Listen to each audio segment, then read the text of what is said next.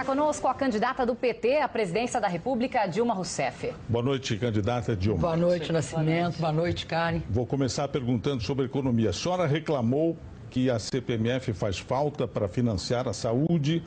E eu queria saber o seguinte, a senhora disse que tem que arrecadar fundos para a saúde. A senhora pensa em criar um novo tributo que vai substituir a CPMF?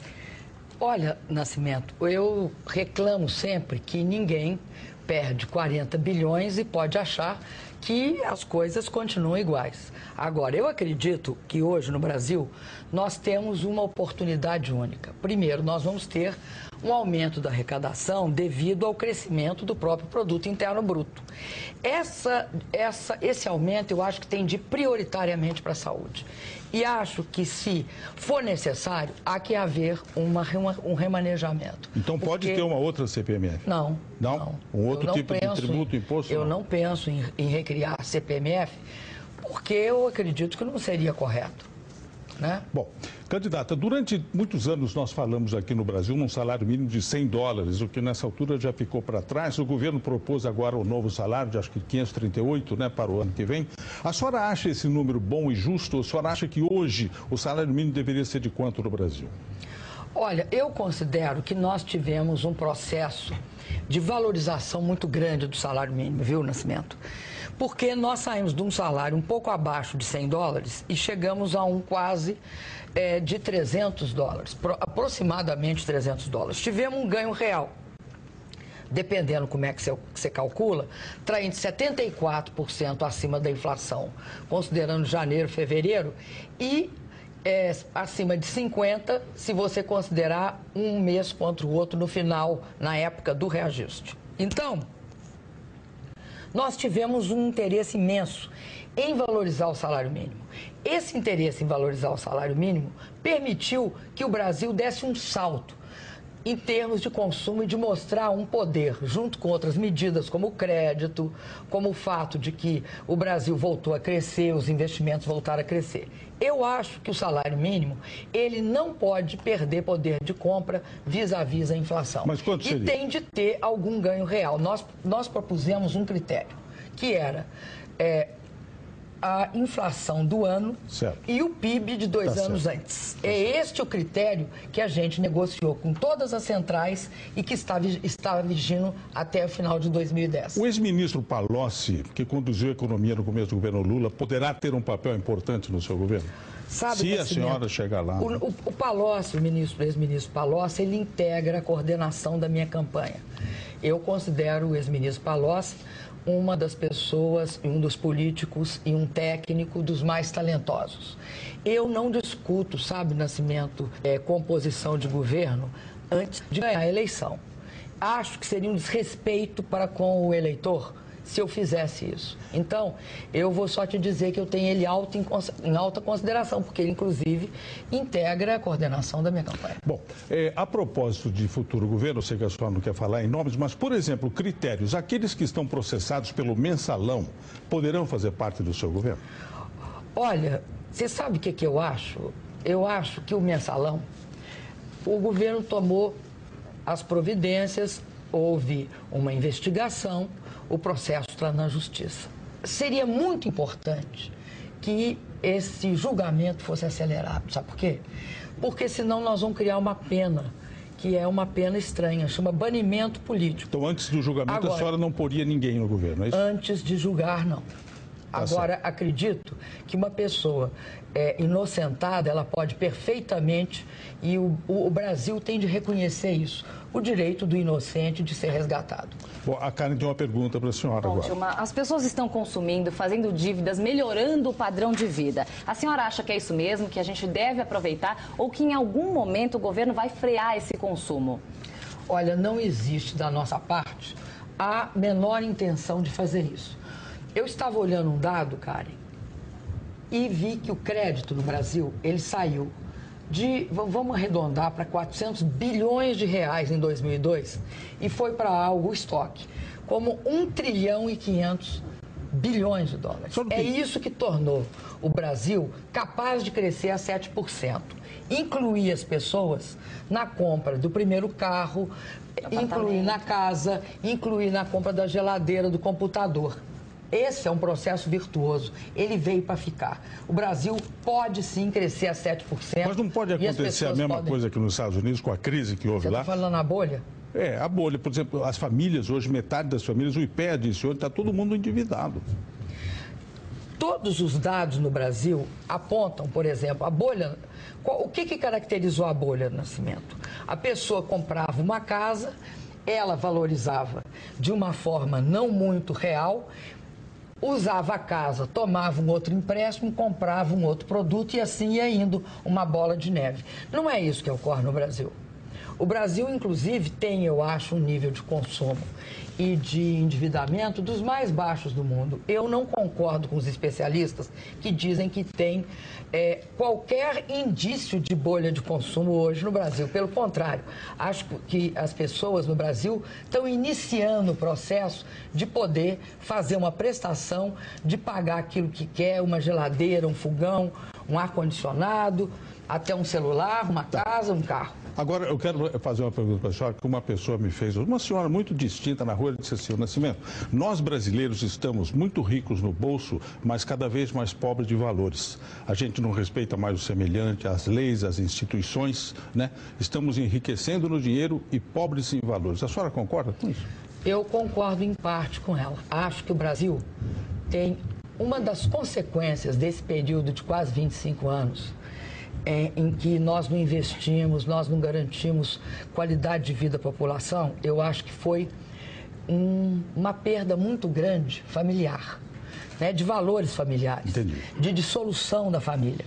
Então, eu acho hoje que o Brasil ele vai ter de fazer um duplo movimento. De um lado, nós temos de dar grande ênfase às questões materiais, sim, porque a pessoa tem de ter direito. Mas também nós temos de voltar a valorizar vários... Eu acho o seguinte, primeiro, colocar no centro da questão a família, porque o governo não dá conta sozinho. Tá certo. É preciso que o pai e a mãe protejam a criança e o jovem. A senhora concorda que a gente está rico no bolso, ficando rico, né? Mas eu acho que a gente pode se enriquecer nos valores. Obrigado. Chegou a hora. Obrigado. Obrigada, Dilma. E depois do intervalo... Né, do qual a última notícia é sobre a filha de Serra, mas houve já antecedentes. Como é que a senhora se manifesta diante disso? Olha, Nascimento, vamos aos fatos. Um procurador vai à Receita Federal e, com um reconhecimento de firma num documento, que a Receita Federal não tem como, naquele momento, saber se é falso ou não, pede as declarações e elas são entregues. A partir daí, o que eu acredito, posto que pode ser fraudulento esse papel, esse documento, é que a Receita Federal e a Polícia Federal têm de investigar profundamente e tomar as previdências devidas, fazendo aquela investigação rigorosa e punindo, se for o caso. Pois é, mas a Receita... Houve outros vazamentos. Não, mas só um pouquinho. Aí, eu não entendo as razões, aliás, até algumas eu entendo, que levam o candidato da oposição a levar contra a minha campanha uma acusação tão leviana. Uma acusação que não tem provas nem fundamentos. Nós temos de ter clareza, isso aconteceu em setembro de 2009. Ora, em setembro de 2009, a minha campanha não existia, porque eu nem pré-candidata era.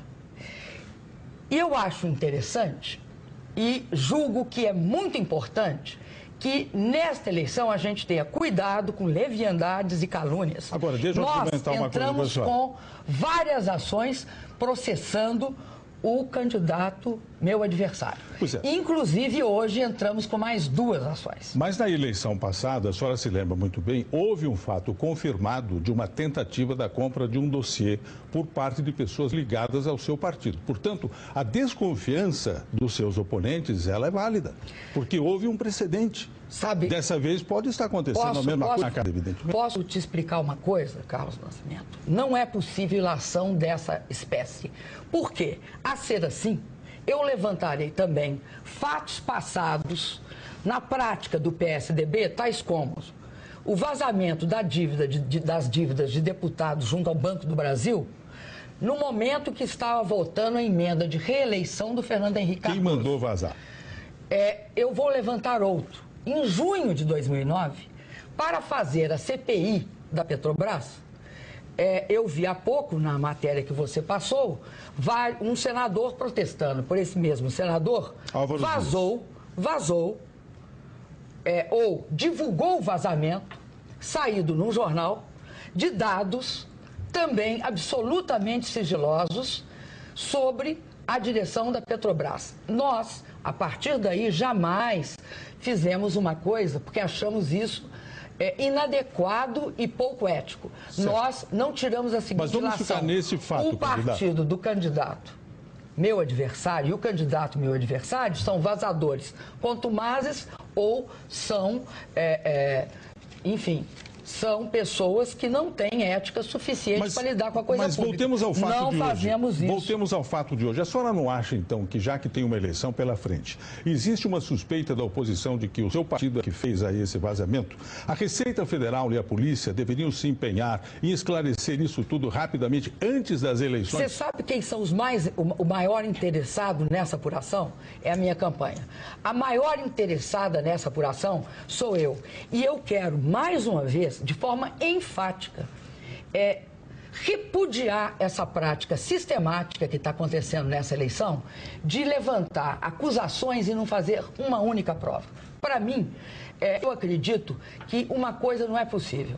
Usar a calúnia ou usar a leviandade para qualquer vantagem eleitoral, eu não considero que é respeitar. Aqui, candidato, existe um fato, mas existe um fato grave, sim, que é uma violação continuada de sigilos fiscais de membros do partido adversário dentro da Receita Federal. Se foi o PT ou não foi, é uma outra história, mas há um fato grave. A indignação do candidato Zé Serra procede, ele tem razão de estar indignado. Ele pode ficar indignado com o fato, e eu até entendo, com o fato. Agora, a partir daí, chegar à conclusão de que a responsabilidade é da minha campanha ou da minha pessoa, ele tem, outro problema, ele tem de provar, ele tem de respeitar o fato de que nós estamos veementemente negando. Aliás, eu não deixo de imaginar que não foi só, é mais grave isso, porque não foi só de 4 pessoas do PSDB. Pelo menos o que a imprensa divulga, de 140 pessoas, algumas das quais, ou a maioria, não tem nenhuma ligação política. Agora, se tem algum nível de mercantilização, como disse o secretário da Receita, um balcão de compra e venda de dados fiscais sigilosos, eu acho que tem de ser apurado de forma drástica. Antes da eleição? Antes da eleição.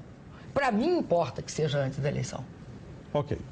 Eu sou a maior interessada, porque eu estou sendo acusada sistematicamente de forma leviana. Obrigado pela presença aqui nos nossos estúdios da candidata Dilma Rousseff, do PT à presidência da República. E amanhã...